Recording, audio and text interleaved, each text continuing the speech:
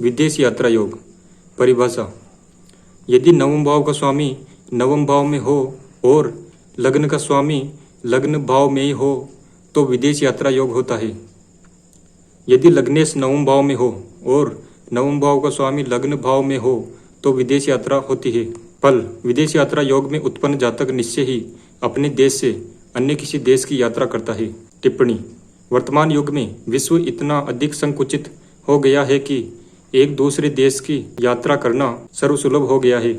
इसके साथ ही लोगों में विदेश यात्रा की लालसा भी दिन प्रतिदिन बढ़ती जा रही है। विदेश यात्रा से तात्पर्य है अपने देश से किसी अन्य देश को जाना। योग क्रमांक 1 के अनुसार यदि लग्नेश लग्न में और नवमेश नवम में ही स्थित हो तो यह योग हो जाता है। योग क्रमांक 2 की परिभाषा भी स्वतः स्पष्ट है, जिसमें लग्न भाव और नवम भाव का पारस्परिक संबंध स्थापित हुआ है, अर्थात नवम भाव का स्वामी लग्न में हो तो भी विदेश यात्रा योग निर्मित हो जाता है। नेताओं, महापुरुषों आदि की कुंडलियों में यह योग आसानी से देखा जा सकता है।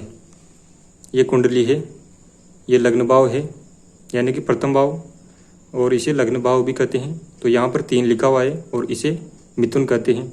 तो मिथुन राशि का स्वामी हो गया बुध। मिथुन और कन्या राशि का स्वामी होता है बुध। तो मिथुन राशि का स्वामी बुध, तो लग्न में है, ये बलवान हो गया। लग्नेश लग्न में है तो ये बलवान हो गया। और नवम भाव का स्वामी नवम भाव में है, यानी कि यहाँ पर कुंभ राशि है। कुंभ राशि का स्वामी हो गया शनि, तो नवम भाव का स्वामी हो गया शनि और यह नवम भाव में है। तो लग्नेश लग्न भाव में और नवमेश नवम भाव में, तो विदेश यात्रा योग बन गया।